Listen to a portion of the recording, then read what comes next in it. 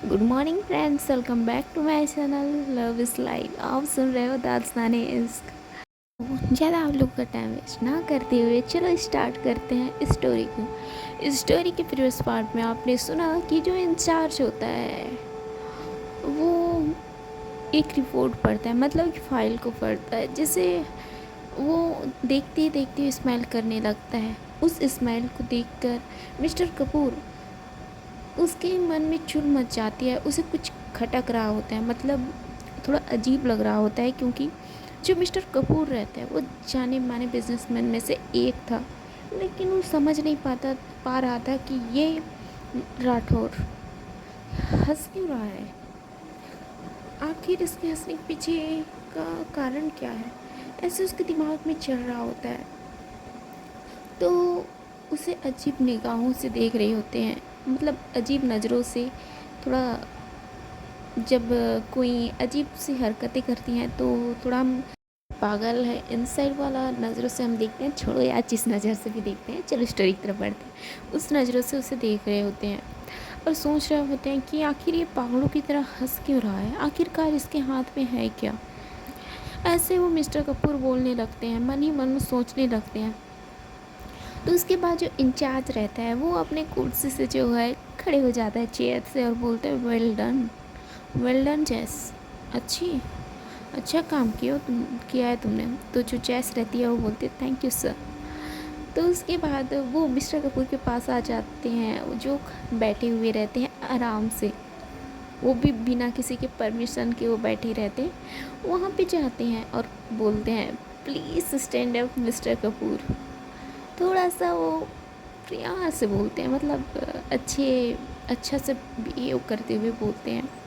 तो जो मिस्टर कपूर रहते हैं वो बोलते हैं क्यों, तुम जानते हो ना मैं कौन हूँ मिस्टर राठौर। तो ये क्यों। तो बोलते हैं सॉरी मिस्टर कपूर, अब तो आप मेरे लिए क्या हो, अब मैं बताता हूँ, ऐसे बोलते हैं। और जो ये रहते हैं इंचार्ज मिस्टर राठौर, वो एक हवलदार को बुलाते हैं, बोलते हैं हवलदार गेट ऑन अनलॉक करो। तो जब ये सुनता है मिस्टर कपूर तो खुश हो जाता है, बोलता है गुड, अच्छा डिसीजन लिया है मिस्टर राठौर आपने। तो आपने इतना अच्छा डिसीजन लिया है तो आपकी जो लाइफ है बहुत अच्छे से बीतेगी।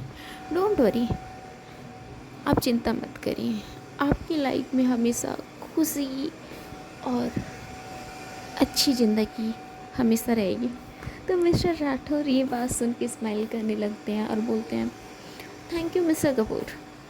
और फिर से बोलते हैं हवलदार को, हवलदार, यस सर, हवलदार बोलता है तुम मिस्टर कपूर को भी बहुत ज़्यादा इज्जत से जेल में डालो, जेल के सलाखों में डालो। ऐसे वो बहुत ही ऐसे बोलते हैं। तो जो मिस्टर कपूर रहता है वो चौंक जाता है और बोलता है ये क्या कह रहे हो आप मिस्टर राठौर, आप जानते हो मैं कौन हूँ। अगर आपने मुझे टच भी किया ना, मैं तुम्हारी वर्दी निकलवा दूँगा। आपको पता है मेरा कनेक्ट कितने बड़े बड़े लोगों से हैं। आपने अगर मुझे जेल में डाला तो आपकी ज़िंदगी और आपकी वर्दी दोनों मुसीबत में पड़ सकती हैं। तो मिस्टर राठौर बोलता है आपको मेरी वर्दी, मतलब मेरे यूनिफॉर्म और मेरी ज़िंदगी का ये ना करिए, ये हक तो मैंने आपको दिया ही नहीं है। तो प्लीज़ मिस्टर कपूर, आप जेल के अंदर इज्जत से जाओगी या बेइज्जत करके ले जाना पड़ेगा, ऐसे बोलते हैं। थोड़ा गुस्से से बोलते हैं, जो लास्ट के शब्द रहता है बेइज्जत करके जाओगे।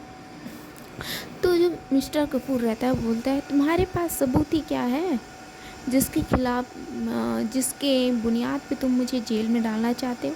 तो मिस्टर राठौर बोलता है सॉरी सर, सबूत क्या, आपके खिलाफ तो पूरा सबूत की दुकान मेरे पास है। तो अब तो आपको जेल के अंदर जाना पड़ेगा, ऐसे बोलते हैं। और उनका जो ये रहता है, जो हवलदार, वो बोलता है प्लीज़ सर चलिए।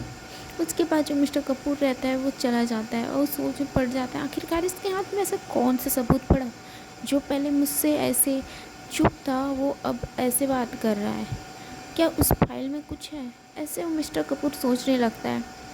उसके बाद जो ये रहता है राठौर, मतलब जो इंचार्ज, वो बोलता है वेल डन जेस, तुमने अच्छा काम किया है। इस जो पुलिस स्टेशन में अभी तक कोई उतना खास ये नहीं आते थे, मुजरिम नहीं आते थे। तुम्हारी वजह से इतना बड़ा शख्सियत हमारी इस जेल में है। शाबाश, तुमने इस पुलिस स्टेशन का नाम रोशन किया। ऐसे बोलने लगता है। तो जो ये रहती है जैस, वो बोलता है थैंक यू सर। तो उसके बाद जैस बोलती है ओके सर, मैं चली जाती हूँ, मेरा तो नाइट ड्यूटी है, सो एल बी गो।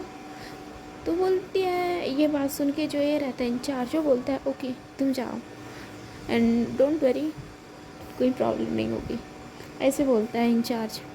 तो उसके बाद जो जैस रहती है वहाँ से निकल जाती है। दूसरी तरफ जो यही रहती है जेनिफर, वो बहुत खुश रहती है कि उसकी वजह से जो ये है जेनिफर की, मतलब जैस की वजह से आज उसके साथ जिसने बदतमीजी किया रहता है उसको तो जेल के सलाखों के पीछे उसने डाल दिया है। क्योंकि पहले जितने लोगों ने भी उससे बदतमीजी की रहती है वो ज़्यादा उस पर सख्त एक्शन नहीं ले पाती थी। अब उसे क्या हो जाता है जब जेनिफ जैस के साथ रहती है, तो वो उनके खिलाफ़ एक सख्त कार्रवाई कर लेती है। मतलब प्रिंस के खिलाफ़, प्रिंस कपूर जो जाने माने बिजनेसमैन था, उसके खिलाफ़ जेनिफर ने पहली बार रिपोर्ट दर्ज करवाई थी। क्योंकि इससे पहले भी जो ये था प्रिंस, उसने जेनिफर के साथ बहुत ज़्यादा बदतमीज़ी की थी। लेकिन जो जेनिफर थी वो इस सब को झेल रही थी। लेकिन इस बार उसे खुद को अंदाज़ा नहीं था कि वो क्या कर देगी, लेकिन उसने ये किया था। पर वो थोड़ा सा परेशान थी और थोड़ा खुश भी। उसे जस्ट जैस को देखने से उसे पता नहीं कुछ अलग सी फीलिंग आ गई। उसे बहुत अच्छा लगा कि वो जैस की वजह से पहली बार खुद के लिए ये की थी, सेक्रीफाइस की थी। मतलब सेक्रीफाइस से समझ चाहिए, क्योंकि जो ये में रहते हैं, किरदार रहते हैं, एक्टर रहते हैं, वो बहुत ज़्यादा ये किए रहते हैं, सेक्रीफाइस किए रहते हैं। लेकिन उसने पहली बार ये सेक्रीफाइस किया रहता है अपने करियर को लेकर। अब जो भी हो जाए मैं इसे सज़ा दूँगी, ये उसके दिमाग में रहता है। इसलिए उसने तो इतना बड़ा काम कर दिया रहता है कि जिसकी उम्मीद उसे खुद को भी नहीं थी कि वो प्रिंस जैसे लड़के पे एफआईआर दर्ज करेगी। ये बहुत खुशी की बात थी उसके लिए। और बहुत ये भी क्योंकि मैंने आपको पहले ही बताया था, प्रिंस जो है बहुत जाने मानी हस्तियों में से एक था। उसके साथ बड़े बड़े लोगों का जो है कनेक्शन था, उठना बैठना इनसाइड था। तो थोड़ा जेनिफर जो है डर जाती है, क्या इससे मेरी जो ये है वो खतरे में आ जाएगी, पहचान जो है, ऐसे उसके दिमाग में चल रहा होता है। लेकिन कुछ समय बाद पुलिस स्टेशन से एक कॉल आ जाता है। तो जो जेनिफर रहती है वो तो कॉल पिक नहीं कर पाती। जो उसकी सेक्रेटरी निधि उसका कॉल उठा लेती है और बोलती है यस। तो बोलते हैं, उधर से आ जाता है, मैं पुलिस स्टेशन का इंचार्ज मिस्टर राठौर बात कर रहा हूँ, क्या मैं जेनिफर से बात कर रहा हूँ? तो सामने से आ जाता है, मतलब तो जो ये रहती है निधि, वो बोलती है यस सर, मैं उनकी सेक्रेटरी हूँ, निधि बात कर रही हूँ। तो बोलते हैं क्या मैं जेनिफर से बात कर सकता हूँ? तो निधि बोलती है यस सर ज़रूर, क्या कोई काम है क्या? जो प्रिंस था, प्रिंस कपूर, उसे छोड़ दिया गया है? तो बोलते हैं नहीं ऐसी कोई बात नहीं है, लेकिन मुझे जेनिफर से बात करना है, प्लीज़ आप दोगे उन्हें कॉल? तो जो निधि रहती है वो ज़्यादा फोर्स नहीं करती है, बोलती है ओके सर। उसके बाद वो कॉल सीधा जेनिफर के पास ले जाती है और बोलती है मैम एक्चुअली जो ये हैं वो कॉल किए हैं इंचार्ज। तो बोलते हैं कौन इंचार्ज? तो बोलते हैं पुलिस स्टेशन के इंचार्ज ने आपके पास कॉल किया है, कोई इम्पोर्टेंट बात है आई थिंक। तो जो जेनिफर रहती है बोलते हैं ओके। उसके बाद वो कॉल को अपने हाथ में लेती है और कान के पास रखती है मोबाइल को, बोलती है यस सर बताइए क्या हुआ। तो जो ये रहता है इंचार्ज वो बोलता है ma'am thank you so much, आपकी वजह से हमें इनके खिलाफ़ इतने पुख्ता सबूत मिले हैं कि अब इनको तो जेल से बाहर निकालना बहुत ज़्यादा मुश्किल होगा। तो जेनिफर ये बात सुन के थोड़ा हैरान हो जाती है, बोलती है क्यों, मैंने तो ऐसा कुछ नहीं किया था, बस मैं तो एफआईआर दर्ज करवाया था। तो जो इंचार्ज रहता है बोलता है किसी की भी हिम्मत नहीं थी मैम कि वो एफआईआर दर्ज कराए, लेकिन आपने एफआईआर दर्ज करवाया था इसलिए। तो बोलते हैं ओह सो अब, तो बोलते हैं डोंट वरी। और दोनों बाप बेटे जो है जेल के सलाखों के पीछे हैं। अब तो लगता है उनको लंबे समय के लिए जेल में ही अपना वक्त गुजारना पड़ेगा। तो जेनिफर जो है ये सुन के हैरान हो जाती है, बोलती है बस उसने तो मुझे बस छेड़ा था, इसके लिए आप उसे लंबे समय के लिए। तो बोलते हैं no ma'am no no, actually इनके खिलाफ़ पहले से भी एफआईआर दर्ज था, लेकिन जो एफआईआर दर्ज करने वाला इंसान था वो हर बार मुकर जाता था, जस्ट 2 दिन हो जाता था, ये लोग उन्हें डरवाते थे जिसकी वजह से वो लोग एफआईआर अपना वापस ले लेते थे। इस कारण से इनके खिलाफ़ कोई एक्शन जो है नहीं हुआ था, लेकिन आपकी वजह से इसके ऊपर एक्शन जो है दर्ज हो गया है। इसलिए जो जज है हमारी उसने पूरा सबूत इकट्ठा कर लिया है। And thank you so much, फिर से मैं बोल रहा हूँ, and enjoy your day and bye. ऐसे बोल के वो कट कर देते हैं। तो जो जेनिफर रहती है वो जैस का नाम सुन के हैरान हो जाती है और वो उसका नाम लेते हुए एक सोफे पर बैठ जाती है और देखते देखते अपने पुराने समय को याद करने लगती है। पुराने समय में जब भी जैस कहीं जाती थी जेनिफर के साथ जाती थी। जेनिफर के बारे में तो आपको मैंने बताया ही था कि जेनिफर बेहद खूबसूरत थी। एक्चुअली आप समझ सकते हो जैस से भी ज़्यादा खूबसूरत थी, इसलिए उस पर बहुत सारे लड़कों का जो है अट्रैक्शन मतलब क्रश थी, बहुत सारे लड़कों का क्रश बचपन से ही थी। तो उसे बहुत सारे लड़कों से बचाती थी हमारी जैस, मतलब बहुत ज़्यादा मारपीट होता था इनके बीच। जो जेनिफर है उसको गंदी नज़रों से देखता था या उसे बुली करने की कोशिश करता था या उसे टच करने की कोशिश करता था, तो जो जैस रहती थी वो उन्हें बहुत ज़्यादा सुनाती थी और पिटाई भी कर देती थी। इस कारण जो जेनिफर रहती है वो कहीं ना कहीं उसे बचपन से ही पसंद करने लगी थी, लेकिन जो जैस रहती है वो मना कर देती थी क्योंकि उसे लगता था कि वो जेनिफर के लायक ही नहीं है। और ये कहीं ना कहीं सच था कि वो उसके लायक नहीं थी।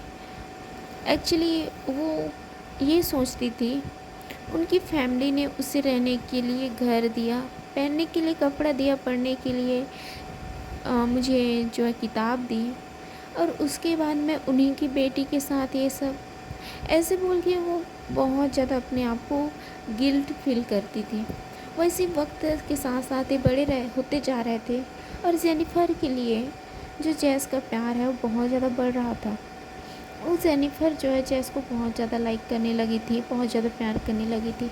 इसके बारे में उसकी एक छोटी सी सिस्टर थी, उसको पता था, मतलब अभी वो बड़ी हो गई है लेकिन उसे पता था कि जो ये है जेनिफर उसकी दी वो जैस को बहुत ज़्यादा पसंद करती है। और उनके मॉम और डैड को भी अंदाज़ा था, लेकिन जो जैस रहती थी उसे बस एक फ्रेंड की नज़र से देखती थी, बस फ्रेंड की नज़र से, उससे ज़्यादा कुछ नहीं।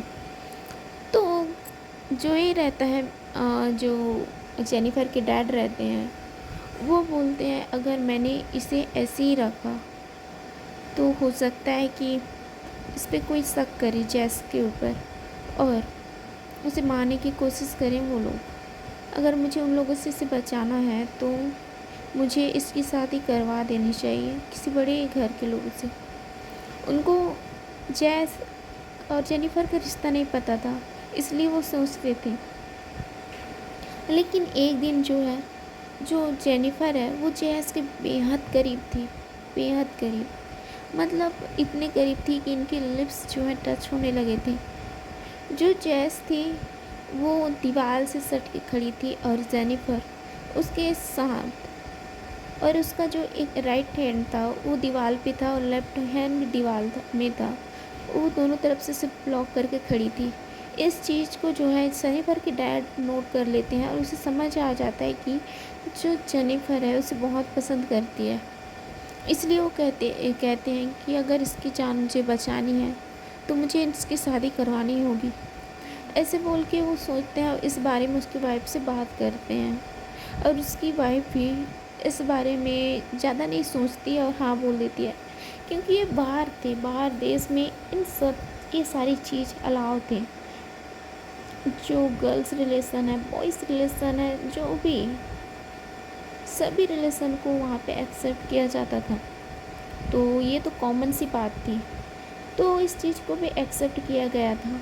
तो जो जेनिफर के डैड रहते हैं वो जेनिफर से इस बारे में बात करते हैं, तो जेनिफर जो है अपना सर हाँ में हिला देती है।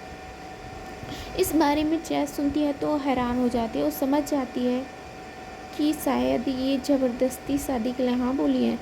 इसलिए वो जैस जो है जेनिफर के डैड से बात करती है, तो जेनिफर के जो डैड रहते हैं वो बोलते हैं नहीं बेटा, जेनिफर ने अपनी मर्ज़ी से हाँ बोला है, तो मैं आप दोनों की शादी कल करवा दूँगा, ऐसे बोलते हैं। तो जेनिफर के डैड की बात सुन के जो जेस रहती है वो हैरान हो जाती है और बोलती है पर डैड, तो बोलते हैं नहीं मैं कुछ नहीं सुनना चाहता, तुम्हें इस बात को माननी पड़ेगी, मैंने तुम्हारी हर जिद पूरी की है ना, तो इस बार तुम्हें मेरी जिद पूरी करनी पड़ेगी।